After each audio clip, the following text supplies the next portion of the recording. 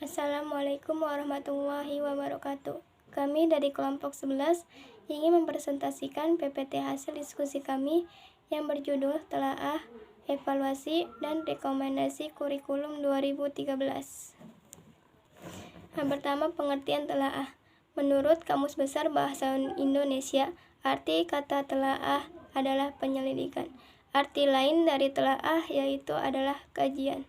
Apabila seseorang mengkaji sesuatu, berarti seseorang tersebut belajar atau mempelajari atau memeriksa atau menyelidiki akan suatu hal yang akan menghasilkan suatu kajian. Pengertian evaluasi.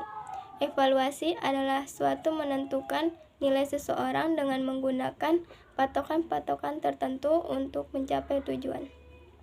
Evaluasi merupakan kegiatan pengumpulan data untuk mengukur sejauh mana tujuan yang telah dicapai. Karena itu, di dalam menyusun evaluasi hendaknya memperhatikan secara seksama rumusan tujuan pembelajaran yang telah ditetapkan dan harus dapat mengukur sejauh mana proses pembelajaran telah dilakukan. Pengertian evaluasi menurut para ahli. Yang pertama, menurut Anna Anastasi 1978, evaluasi adalah proses sistematis untuk menentukan sejauh mana tujuan instruksional dicapai oleh seseorang. Yang kedua, menurut Sajjakti Rusi 1988, pengertian evaluasi adalah proses menilai sesuatu yang mencakup deskripsi tingkah laku siswa, baik secara kuantitatif atau pengukuran maupun kualitatif atau penilaian. Yang ketiga, menurut Suharsimi Arikunto 2003, evaluasi adalah serangkaian kegiatan yang bertujuan untuk mengukur tingkat keberhasilan suatu program pendidikan. Yang keempat, menurut Ade Roijakers, yaitu evaluasi adalah suatu usaha atau proses dalam menentukan nilai-nilai. Secara khusus, evaluasi atau penilaian juga diartikan sebagai proses pemberian nilai berdasarkan data kuantitatif hasil pengukuran untuk keperluan pengambilan keputusan. Tujuan evaluasi kurikulum. Secara khusus, tujuan evaluasi adalah yang pertama, untuk merangsang kegiatan peserta didik dalam menempuh program pendidikan. Yang kedua, untuk mengetahui kemajuan hasil belajar. Yang ketiga, untuk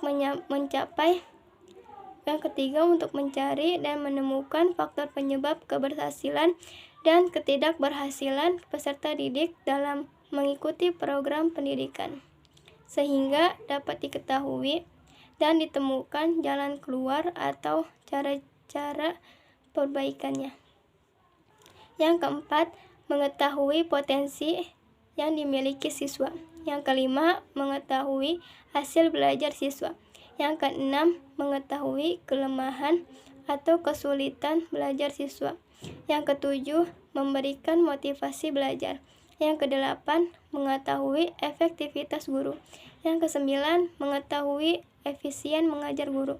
Yang kesepuluh, memberikan bukti untuk laporan kepada orang tua atau masyarakat. Fungsi evaluasi.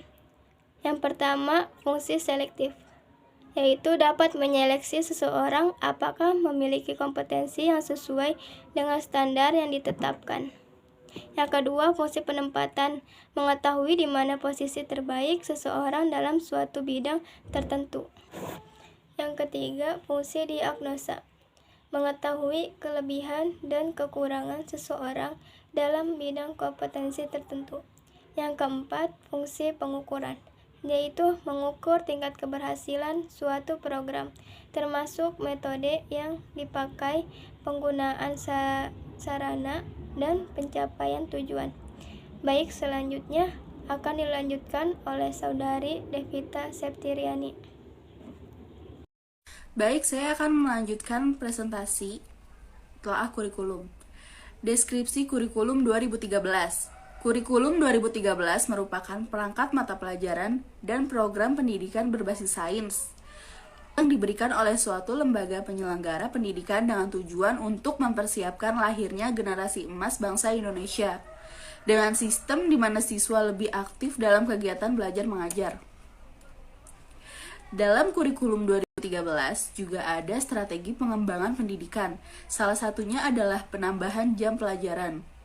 Rasionalitas penambahan jam pelajaran dapat dijelaskan bahwa perubahan proses pembelajaran dari siswa diberitahu menjadi mencari tahu, dan proses penilaian dari berbasis output menjadi berbasis proses dan output memerlukan tambahan jam pelajaran. Tujuan Kurikulum 2013. Tujuan Kurikulum 2013 adalah mempersiapkan manusia Indonesia agar memiliki kemampuan hidup sebagai pribadi dan warga negara yang beriman, produktif, kreatif, inovatif, dan afektif, serta mampu berkontribusi pada kehidupan bermasyarakat, berbangsa, bernegara, dan peradaban dunia. Dalam tujuan kurikulum 2013, siswa dituntut untuk berpikir lebih kreatif, inovatif, cepat, dan tanggap. Dan selain itu, dalam kurikulum 2013, siswa dilatih untuk menumbuhkan keberanian dalam dirinya. Siswa akan dilatih kemampuan berlogika dalam memecahkan suatu permasalahan. Berikut adalah kelebihan kurikulum 2013. Yang pertama ada menuntut siswa lebih mandiri, lebih kreatif, dan lebih inovatif. Yang kedua ada proses penilaian dilakukan dari semua aspek. Yang ketiga ada menekankan kepada pendidikan karakter. Selanjutnya ada kekurangan kurikulum 2013. Yang pertama ada sistem penilaian yang terlalu rumit, dan yang kedua ada sarana yang belum memadai dan merata. Baik, sekian presentasi dari kelompok kami. Kurang lebihnya kami mohon maaf.